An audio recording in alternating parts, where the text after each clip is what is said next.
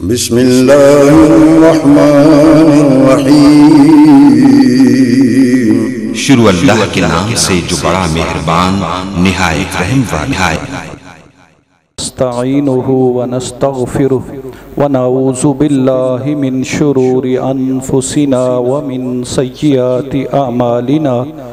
मन यहदिहिल्लाहु फला मुज़िल्ल लहु व मन युज़लिल्हु फला हादिय लहु व नशहदु अल्ला इलाहा इल्लल्लाहु वहदहु ला शरीक लहु व नशहदु अन्न मुहम्मदन अब्दुहु व रसूलुहु। औज़ु बिल्लाहि मिनश शैतानिर रजीम। या अय्युहल्लज़ीना आमनुत्तकुल्लाहा हक़्क़ तुक़ातिही व ला तमूतुन्ना इल्ला व अंतुम मुस्लिमून। या अय्युहन्नासुत्तकू रब्बकुमुल्लज़ी खलक़कुम मिन नफ्सिन वाहिदा व खलक़ मिन्हा ज़ौजहा व बस्स मिन्हुमा रिजालन कसीरन व निसाअ वत्तकुल्लाहल्लज़ी तसाअलून बिही वल अर्हाम इन्नल्लाहा काना अलैकुम रक़ीबा। या अय्युहल्लज़ीना आमनुत्तकुल्लाहा व क़ूलू क़ौलन सदीदा युस्लिह लकुम आमालकुम व यग़फ़िर लकुम ज़ुनूबकुम व मन युतिइल्लाह व रसूलहु फ़क़द फ़ाज़ फ़ौज़न अज़ीमा।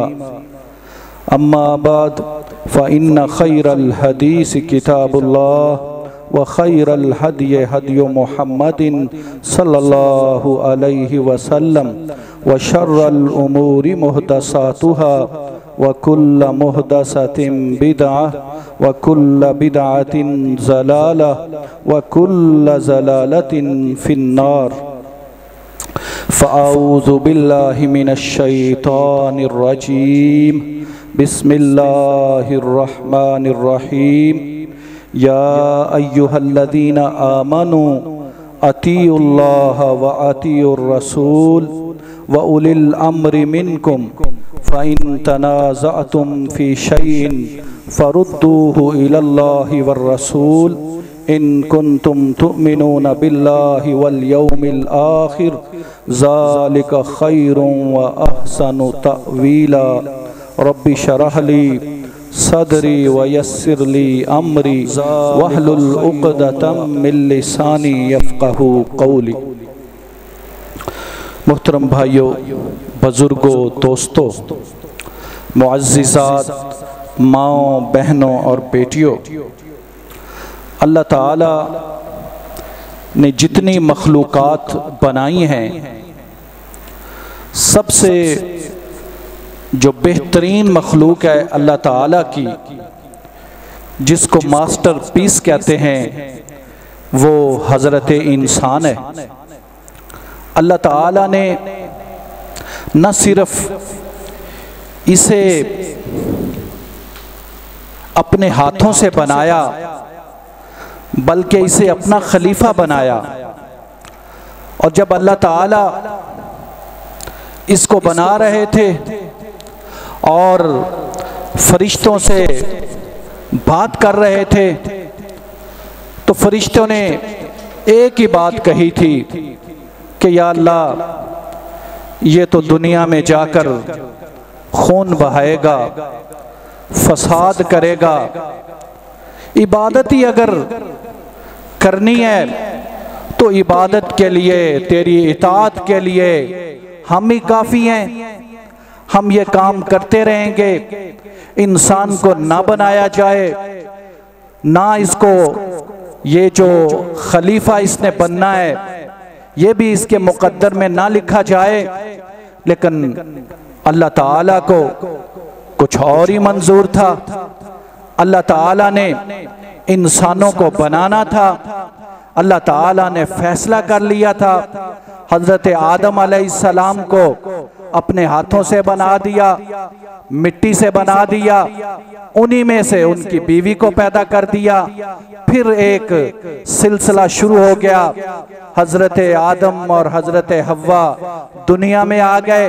फिर मर्दो जन से आगे नस्ल चलना शुरू हो गई और क़यामत तक जो है वो इंसान आते रहेंगे। अब इंसानों के जो दर्जात है ना, इंसानों की जो इज्जत है, इंसानों की जो तकरीम है, वो हसब नसब की वजह से नहीं है, वो खानदान की वजह से नहीं है, वो इलाके की वजह से नहीं है, वो ज़बान की वजह से नहीं है, वो रंग की वजह से नहीं है। ये हसब नसब, रंग, ज़बान, इलाका ये इतनी अहमियत नहीं रखता।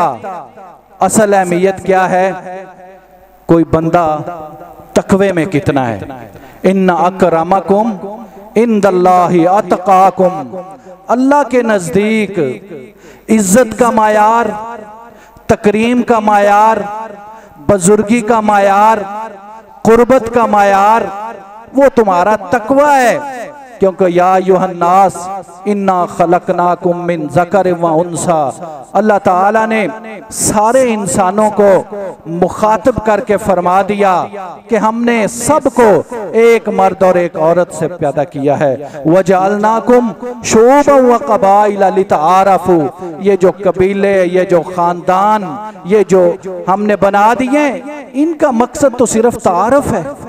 ये तारफ के लिए फलां जो है वो फलां खानदान से है, फलां कास्ट से है, फलां कबीले से है, इसका फख्र के साथ कोई ताल्लुक नहीं कि इसकी बुनियाद पर तुम फख्र करो कि मेरा कबीला तो ये है लिहाजा मैं काबिल फख्र हूँ, मेरा खानदान तो ये है लिहाजा मैं काबिल फख्र हूँ। इन्ना अकरमकुम इंदल्लाहि अतकाकुम, अल्लाह के नजदीक इज्जत का मायार तकवा है।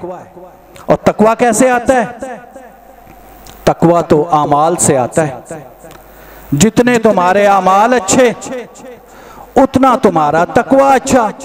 फमन कान यरजू लिका रब्बिही फलयअमल अमलन सालिहा वला युशरिक बिइबादति रब्बिही अहदा। तुम में से अगर कोई अल्लाह ताला से मिलने का मुश्ताक है ना, अल्लाह ताला से मिलना चाहता है, कामयाब होना चाहता है, सुरखरू होना चाहता है, फलाह चाहता है, तो क्या तरीका है?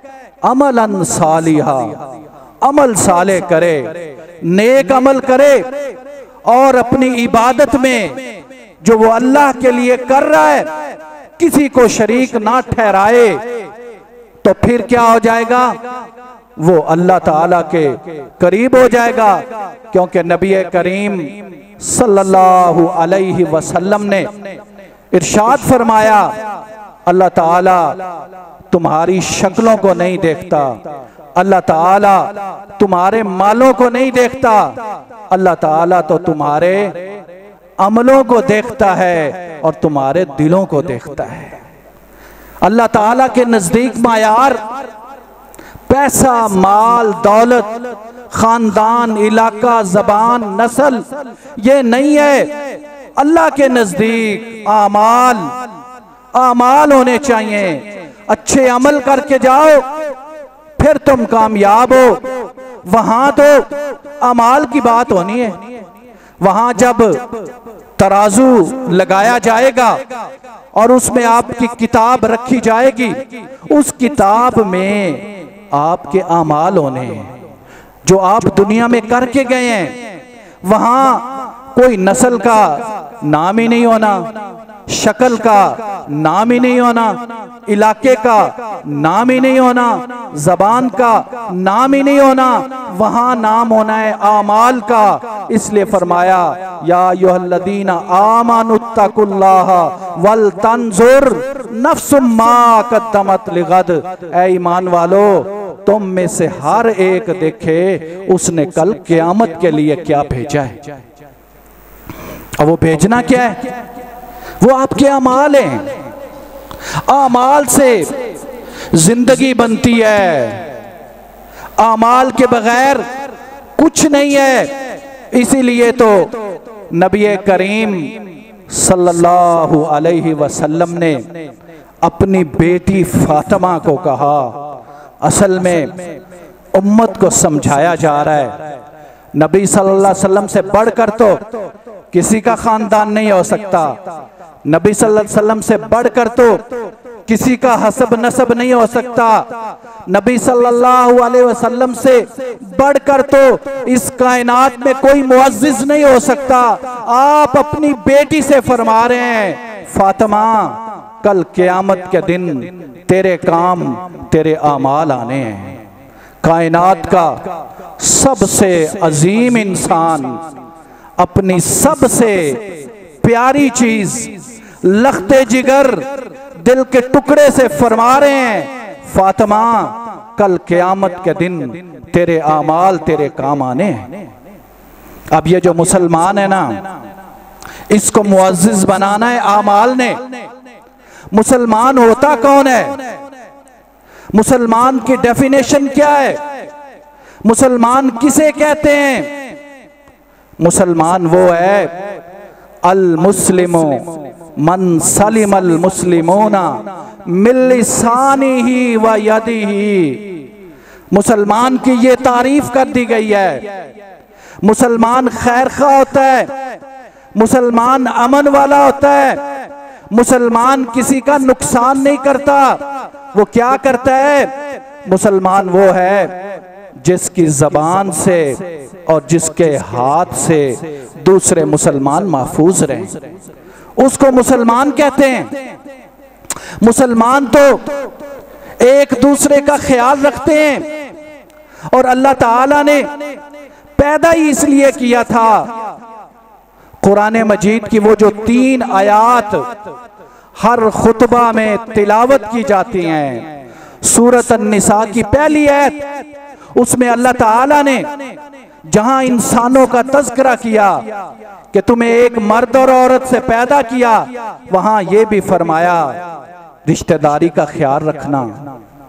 मुआशरे जब बन जाएंगे, रिश्तेदारियां कायम हो जाएंगी, लोग आ जाएंगे, तो फिर एक दूसरे का ख्याल रखना है। फिर मुसलमान की तारीफ ये होती है वो किसी का नुकसान नहीं करता, बल्कि उससे तो लोगों को फायदा पहुंचता है। मुसलमान तो एक दूसरे का फायदा करते हैं, बल्कि नबी करीम सल्लल्लाहु अलैहि वसल्लम ने तो यहां तक फरमा दिया कि मुसलमान के तो मुसलमान पर हक होते हैं। नुकसान पहुंचाना तो दूर की बात है, तकलीफ देना तो दूर की बात है। मुसलमान के मुसलमान पर हक हैं, 6 हक रख दिए।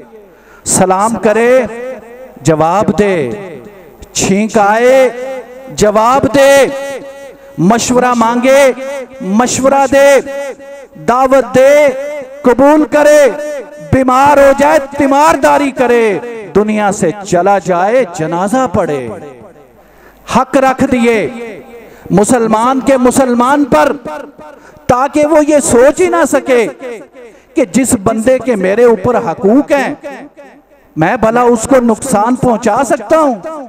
और नबी करीम सल्लल्लाहु अलैहि वसल्लम ने इरशाद फरमाया, एक जो मुसलमान है ना, उसकी अल्लाह के नजदीक रिस्पेक्ट, इज्जत इतनी ज्यादा है, इतनी इज्जत तो खाना काबा की नहीं, बैतुल्लाह की नहीं।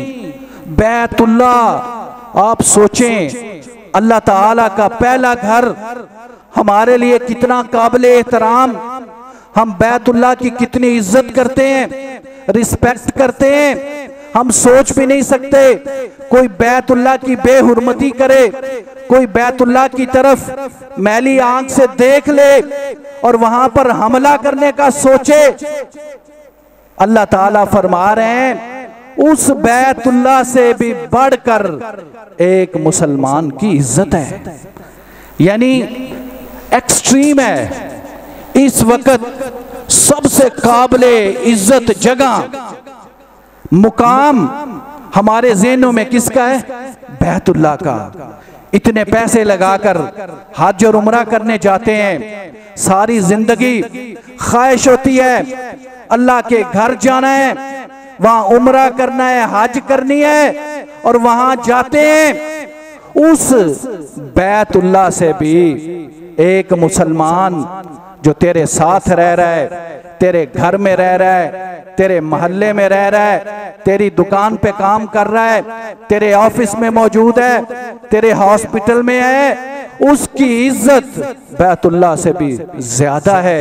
और नबी करीम सल्लल्लाहु अलैहि वसल्लम ने जो आखिरी हज किया, वहां पे जो आपने खुतबा दिया, खुतबा हुज्जतुल विदा, वहां पर आपने बड़ी ही अनमोल बातें की। वो जो यूनिवर्सल प्रिंसिपल्स हैं वो आपने वहां पर बयान किए। वहां आपने एक बहुत ही अजीम प्रिंसिपल बयान किया। वो आपने ये किया कि एक मुसलमान की जान, उसका माल, उसकी इज्जत, उसकी आबरू दूसरे मुसलमान पर इस तरह हराम है जिस तरह आज का दिन, आज का महीना और ये शहर हुर्मत वाला है। दिन कौन सा था? 10 जुल्हिज्जा का कुर्बानी वाला दिन, यौमे नहर। महीना कौन सा था? जुल्हिज्जा, हुर्मत वाला महीना। शहर कौन सा था? मक्कातुल मुकर्रमा, मक्का शहर जिसकी अल्लाह ताला कुरान में कसमें खाए, उससे ज्यादा इज्जत है मुसलमान की जुल्हिज्जा, जो 4 हुर्मत वाले महीने जिनमें जंग भी नहीं की जा सकती, वो उससे ज्यादा हुर्मत वाला है मुसलमान का खून।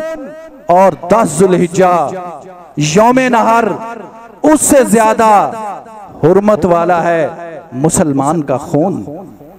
लेकिन आज हम अपने मुआशरे में देखते हैं कि मुसलमान का खून तो बहाना बड़ा ही आसान हो गया है।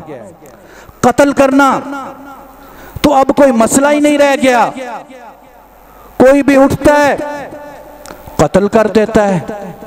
वो जो फरिश्तों ने बात की थी, या अल्लाह खून बहाएगा, फसाद करेगा, वो बात तो हमने पूरी कर दी। अल्लाह ताला ने तो ये फरिश्तों को कहा था, मैं जानता हूं तुम नहीं जानते, ये तो कुर्बानियां देगा, ये खून बहाएगा नहीं, खून पेश करेगा, ये तो अपने मुसलमान भाई के लिए मिट जाएगा।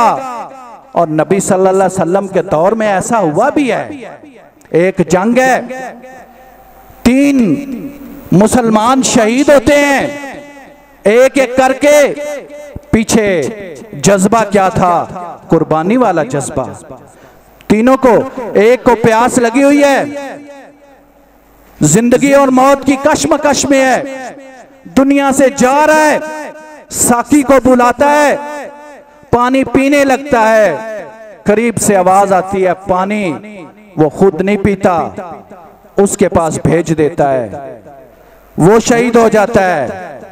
पहले वाला शहीद हो गया, दूसरे के पास पहुंचता है, तीसरा पानी मांगता है, दूसरा तीसरे के पास भेज देता है, दूसरा भी शहीद हो जाता है, तीसरा भी शहीद हो जाता है। पानी मौजूद है, साकी पिलाना चाहता है, लेकिन कुर्बानी का ये जज्बा है, मरते हुए भी अपने ऊपर, वयुसिरूना अला अनफुसिहिम वलौ काना बिही खसासा। ये नबी के सहाबा ने तो ये कुर्बानियां पेश कर दी। लेकिन आज क्या हो गया है हमारे इस मुआशरे में कि कत्ल करना बड़ा ही आसान हो गया है। हालांकि नबी करीम सल्लल्लाहु अलैहि वसल्लम ने जो कत्ल करने की वजूहात बयान की हैं वो सिर्फ 3 हैं। 3 सूरतों में किसी को कत्ल किया जा सकता है, इसके अलावा किसी को कत्ल नहीं किया जा सकता, क्योंकि अल्लाह ताला ने जिंदगी दी है जिंदा रहने के लिए। अल्लाह ताला अगर मारना चाहे तो खुद मारेंगे। इंसान, तुझे ये हक हासिल नहीं है, तू जिंदगियां खत्म करता फिरे, तू कत्ल करता फिरे। अल्लाह ताला जिंदगी और मौत के मालिक हैं, ये अल्लाह ताला ने अपने हाथ में रखी हुई है। 3 वजूहात हैं जिनकी बुनियाद पर कत्ल किया जा सकता है। एक, अगर उसने कत्ल किया है, बदले में कत्ल किया जाएगा, कसास के तौर पर कत्ल किया जाएगा। लेकिन इस्लाम ने उसमें भी क्या कहा कि कत्ल भी किया जा सकता है, दियत भी ली जा सकती है। कोई अगर मुआफ करना चाहे मुआफ भी कर सकता है, दियत ले सकता है, ब्लड मनी ली जा सकती है, मुआफ किया जा सकता है। अगर कोई मुआफ कर दे तो बहुत अच्छी बात है, नहीं मुआफ करना चाहता तो ब्लड मनी ले ले, 100 ऊंट या 200 गाय या 2000 बकरियां, ये दियत है। अगर आज के हिसाब से इसको कैलकुलेट किया जाए तो तकरीबन 10 करोड़ बनता है। 10 करोड़ रुपए दियत देकर उसको आजाद किया जा सकता है? नहीं, तो उसको कत्ल किया जाएगा, उसका बदला लिया जाएगा। किसी ने किसी को गलत कत्ल कर दिया है, जानबूझकर कत्ल कर दिया है, उसके बदले में कत्ल किया जाएगा। दूसरा, अगर कोई मुर्ताद हो जाए, इस्लाम उसने कबूल किया है, वो इस्लाम को छोड़कर मुर्ताद हो गया है, उसकी सजा कत्ल है। लेकिन उसमें भी अगर वो बंदा दोबारा मुसलमान हो जाए तो फिर उसका खून हराम हो गया। नबी करीम सल्लल्लाहु अलैहि वसल्लम के दौर में, सहाबा के दौर में हमें ऐसे वाकयात मिलते हैं, कुछ लोग मुर्ताद हुए, दोबारा मुसलमान हो गए, तो वो फिर उसी मुआशरे में रहते रहे। हाँ, अगर कोई मुर्ताद हो गया है, उस पे वो पक्का है, डटा हुआ है, फिर उसको कत्ल करना वाजिब है, फिर उसको कत्ल किया जाएगा। और तीसरा, अगर कोई शादीशुदा आदमी है और वो जना करता है, उसकी सजा कत्ल है, उसको कत्ल किया जाएगा, पत्थर मारे जाएंगे, संसार किया जाएगा, रजम की सजा है, उसको इतने पत्थर मारे जाएंगे, गड़ा खोद कर के पत्थर मार मार कर उसको खत्म कर दिया जाएगा। लेकिन इसमें भी कुरान ने बड़ी एहतियात बताई है कि जना के लिए अगर शादीशुदा है तो उसको संसार किया जाएगा, और अगर कमवारा है मर्द या औरत तो फिर 100 कोड़े मारे जाएंगे और उसको जला वतन कर दिया जाएगा। लेकिन इसके लिए 4 गवाह होना जरूरी है, और 4 गवाह लाए जाएंगे। अगर 4 गवाह नहीं ला सकते तो फिर कत्ल नहीं किया जा सकता। इसमें भी इस्लाम ने बड़ा मौका दिया है। अगर कोई इतना बड़ा जुर्म कर रहा है, फिर भी वो अल्लाह ताला से माफी मांग ले, अल्लाह ताला तो माफ करने वाले हैं। लेकिन वो इतना ही अगर दीदा दलेर हो गया है और इस रवश से बाज नहीं आ रहा, और 4 गवाह मौजूद हैं, 4 गवाह लाने पड़ेंगे, फिर उसको कत्ल किया जाएगा। और अगर 4 गवाह नहीं लाता फिर तोहमत है, और कुरान ने उसकी भी सजा बयान की है, उसको 80 कोड़े मारे जाएंगे। सहाबा ने कहा, अल्लाह के नबी सल्लल्लाहु अलैहि वसल्लम, अगर हम अपनी बीवी के साथ किसी को देख लें, हजरत साद बिन उबादा रजी अल्लाह ताला अन्हु पूछते हैं, आपने कहा हाँ, फिर भी 4 गवाह। और उसमें हदीस में आपने ये फरमाया कि साद बिन उबादा बड़े गैरत वाले हैं, लेकिन साद बिन उबादा से ज्यादा गैरत वाले उसके नबी हैं और उसके नबी से ज्यादा गैरत वाले उसके रब हैं। ये एक कुदरती बात है, लेकिन 4 गवाह लाने पड़ेंगे। उसका भी फिर अल्लाह के नबी सल्लल्लाहु अलैहि वसल्लम ने दुआ फरमाई, अल्लाह ताला ने उसका हल बता दिया कि अगर कोई आदमी देखे कि उसकी बीवी जना कर रही है, अब वो गवाह तो नहीं ला सकता।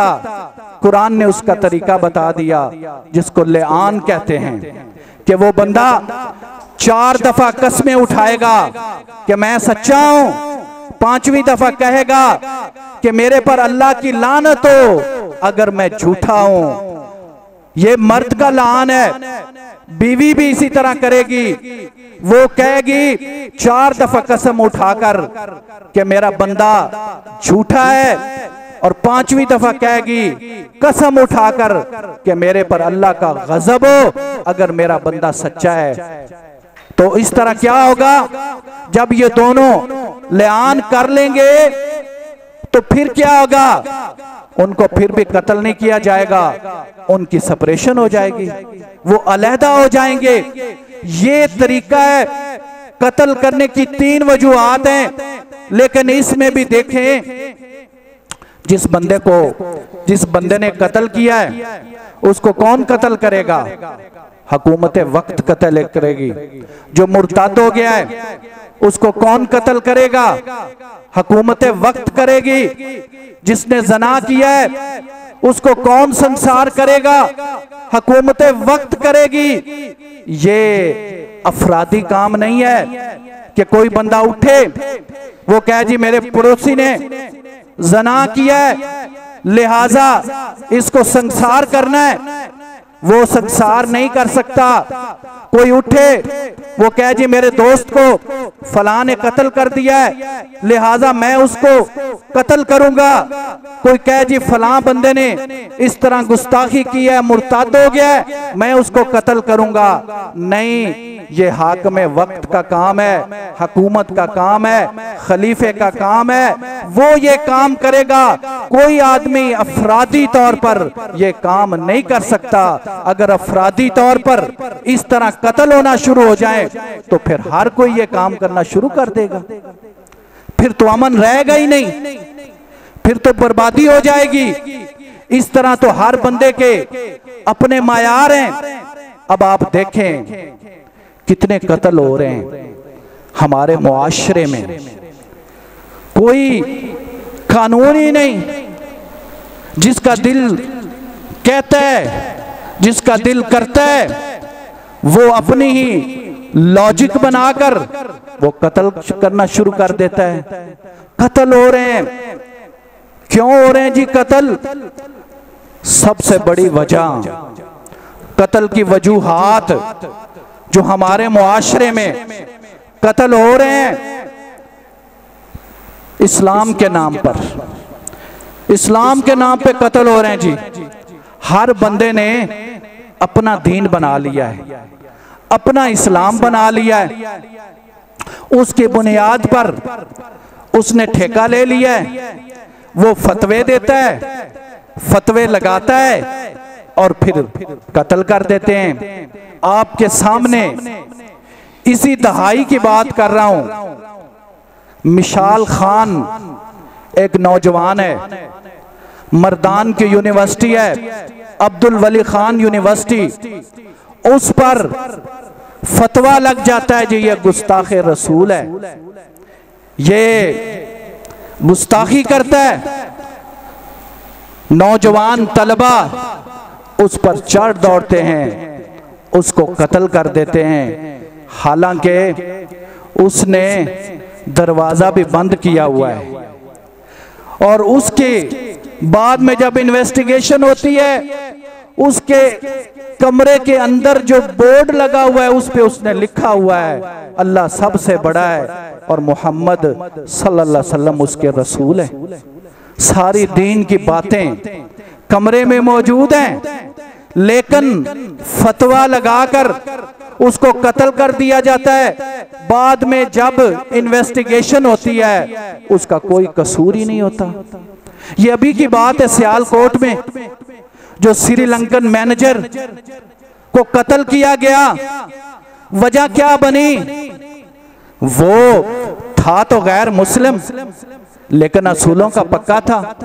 वो उनसे काम करवाता था, काम करने को दिल नहीं करता। वो सफाई कर रहा है, एक स्टिकर उसने उतारा है, उसको नीचे भी नहीं फेंका, वहीं पे रखा है। मुसलमानों ने फतवा लगा दिया ये तो गुस्ताख है, और उसको कितना मारा, मार मार के जब वो खत्म हो गया तो उसको जला दिया। हालांकि जो जलाने का अजाब है, नबी करीम सल्लल्लाहु अलैहि वसल्लम ने फरमाया किसी को जलाना नहीं, जलाना सिर्फ अल्लाह ताला का काम है। जहन्नम अल्लाह ताला ने तैयार की हुई है, जलाने का अजाब सिर्फ अल्लाह ताला दे सकता है और कोई नहीं दे सकता। ये अभी की बात है, सरगोदा में वो जो बैंक मैनेजर जिसको सिक्योरिटी गार्ड ने कत्ल कर दिया, वजह क्या बनी? नमाज पढ़ने वो जाता था, सिक्योरिटी गार्ड घंटा घंटा लगा के आता था। उसने सिर्फ इतना कहा कि अगर तुमने नफल पढ़ने हैं, जब ड्यूटी खत्म हो जाए तुम नफल पढ़ लिया करो, अभी सिर्फ फर्ज ही पढ़ के आ जाया करो। उसने फतवा लगा दिया जी गुस्ताख है, कहता है सिर्फ फर्ज ही पढ़ने हैं, नफलों की जरूरत ही नहीं, और उसको कत्ल कर दिया। इस्लाम के नाम पर कत्ल, क्या नबी करीम सल्लल्लाहु अलैहि वसल्लम ने ये तालीम दी है? फिर मदरसे में तालिब इल्मों पर तशद्दुद, ये अभी आपने वाकया नहीं सुना सवात का? फरहान बच्चा इतना कारी ने मारा, एक कारी ने नहीं, कितने कारियों ने मिलके मारा, पकड़ पकड़ के मारा।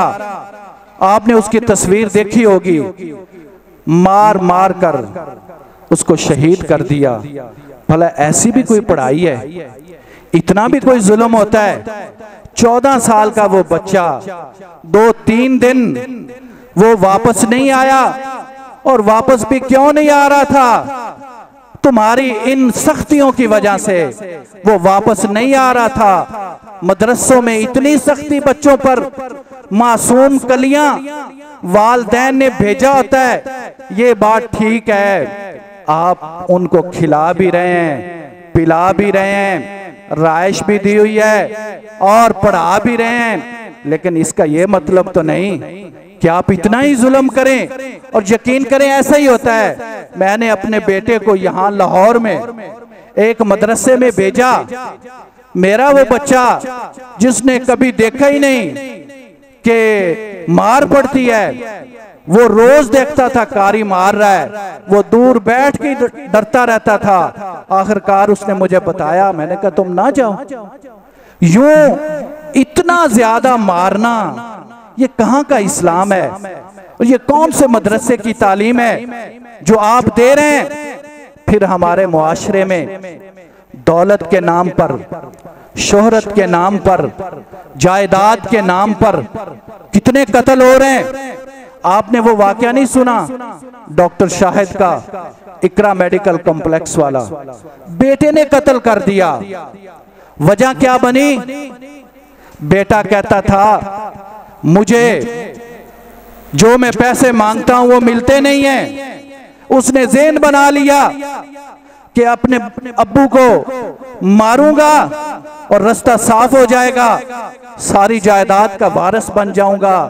हालांकि वो बाप जो उसको इस दुनिया में लेके आया, उसी बाप को कत्ल कर दिया। इस्लाम से दूरी इतनी है, कोई तरबियत नहीं है। और वो अमीर बालाज का वाकया तो आपने सुना होगा। अमीर बालाज जिसको वो जब शादी में गया उसको कत्ल कर दिया गया, और कत्ल के पीछे कौन था? दोस्त, एहसन, करीबी यार, जिसको वो दोस्त नहीं समझता था, जिसको वो भाई समझता था। उसी भाई ने दौलत की वजह से और शोहरत के लिए अपने करीबी तरीन दोस्त को कत्ल करवा दिया और खुद कहाँ मौजूद था? मदीनातुल मुनव्वरा। उमरा करने गया हुआ है, मस्जिद नबवी में बैठकर ये सारी वो रैकी कर रहा है। और इससे बढ़कर जो असल में आपको ये जो मैं मौजू बयान कर रहा हूं, इसकी असल जो वजह थी वो है मासूम औरत को कत्ल करना। औरत जो अल्लाह ताला ने बनाई है उसको कत्ल कर दिया जाता है। किस किस नाम से कत्ल किया जाता है? टाइम मुख्तसर है, औरत को कत्ल किया जाता है जी। और ये मैं आपको मिसालें अपने इसी मुआशरे से दे रहा हूं जो हमारे पाकिस्तान में वाकयात हुए हैं, उसी से ये मैं आपको मिसालें दे रहा हूं। एक औरत को कत्ल कर दिया है उसके खावंद ने। वजह क्या बनी? उसके पेट में 8 महीने का बच्चा है, अल्ट्रासाउंड कराया जाता है, वो बच्ची निकलती है। खावंद कहता है तू बच्ची पैदा करने लगी है, हालांकि मैंने आपको बताया था बच्चा लड़का या लड़की ये खावंद की वजह से होता है, इसमें औरत का तो कसूर ही कोई नहीं। खावंद ने अपनी उस बीवी को बच्ची समेत कत्ल कर दिया। यूं मासूम कत्ल होगी और कल क़यामत के दिन वो क्या कहेगी? व इज़ल मऊदतु सुइलत बिअय्यि ज़ंबिन कुतिलत। अल्लाह ताला उस मासूम बच्ची से भी पूछेगा और उस औरत से भी पूछेगा, बताओ तुम्हें किस जुर्म में कत्ल किया गया? ये तो वही जहालत है जो नबी सल्लल्लाहु अलैहि वसल्लम से पहले होती थी। वो अपनी बच्चियों को जिंदा दरगोर कर देते थे कि हमारे घर में बच्ची पैदा हो गई है, लोग कहेंगे लड़की वाला है, हमारा दामाद बन जाएगा। यही ज़हनियत आज भी मौजूद है। उसने कत्ल कर दिया, फिर बच्ची को कत्ल कर दिया जाता है। अगर कोई रिश्ता मांगने आता है, रिश्ता नहीं देते, वो लड़का क्या करता है? ये अभी वो ज़री यूनिवर्सिटी इस्लामाबाद की लड़की को उसके कजन ने कत्ल कर दिया। वो लड़की मान रही थी, नहीं रही थी शादी के लिए, कत्ल कर दिया। और अगर कोई पसंद की शादी कर ले उसको भी कत्ल कर दिया जाता है। हालांकि इस्लाम ने ये कहा है कि जब लड़की की शादी करने लगे उससे पूछें, उसके पूछे बगैर वली की इजाजत भी जरूरी है। इस्लाम हर चीज को बैलेंस करता है। लड़की भाग कर भी शादी ना करे, लेकिन वालिद भी जुल्म ना करें, जबरदस्ती अपनी बेटी की शादी ना करें, उससे पूछें। क्योंकि नबी करीम सल्लल्लाहु अलैहि वसल्लम ने अपने दौर में एक लड़की ने आकर शिकायत की, मेरी शादी कर दी गई है, मैं नहीं खुश, मेरे अब्बू ने जबरदस्ती की है। नबी करीम सल्लल्लाहु अलैहि वसल्लम ने फरमाया, तेरा कोई निकाह नहीं, निकाह बातिल है, तेरी कोई शादी नहीं। जहां वली की इजाजत जरूरी है वहां लड़की की पसंद भी जरूरी है, लड़की की इजाजत भी लेनी पड़ेगी। और सबसे बड़ी बात, गैरत के नाम पर कत्ल। कत्ल, इसने पसंद की शादी कर ली है, इसके फलां के साथ ताल्लुक है, इसलिए बाप उठता है, भाई उठता है, रिश्तेदार उठते हैं, वो उसको, बच्ची को, बेटी को, बहन को वो कत्ल कर देते हैं। इस्लाम इसकी इजाजत नहीं देता। आप में इतनी गैरत कहां से आ गई? अगर गैरत करनी है तो पहले करो, अपने घर का माहौल सही रखो। जो कुरान तुम्हें कहता है घर के हालात सही करो, घर का माहौल सही करो, बच्चों की तरबियत सही करो, उस पे मेहनत करो। वो मेहनत करते नहीं हो, माहौल आजाद रखते हो, और फिर जब मामला हो जाता है तो फिर इस तरह करते हो। इस्लाम इसकी इजाजत नहीं देता। अगर आपको आपकी बेटी ने पसंद की शादी कर ली है, उसको छोड़ें, वो अपनी जिंदगी खुद गुजारेगी, खुद अगर उसको कोई मसले होंगे वो खुद देखेगी। आप इस चीज के मुकल्लफ नहीं है कि उसको कत्ल करें। अल्लाह ताला ने आपसे ये नहीं पूछना कि वो अगर पसंद की उसने शादी कर ली है तो तुमने क्यों नहीं कत्ल किया। अल्लाह ताला ये नहीं पूछेगा। यहाँ रस्म रवाज है, यहाँ खानदान का नाम कहते हैं ये नाम जो है वो कट गया है। अल्लाह ताला ऐसी जो असबियतें हैं और ये जो फख्र है खानदानों पर, अल्लाह ताला इसको पसंद नहीं करता। नबी करीम सल्लल्लाहु अलैहि वसल्लम ने कत्ल के बारे में ये जो सारी मैंने आपको चीजें बताई हैं, कत्ल बहुत बड़ा जुर्म है।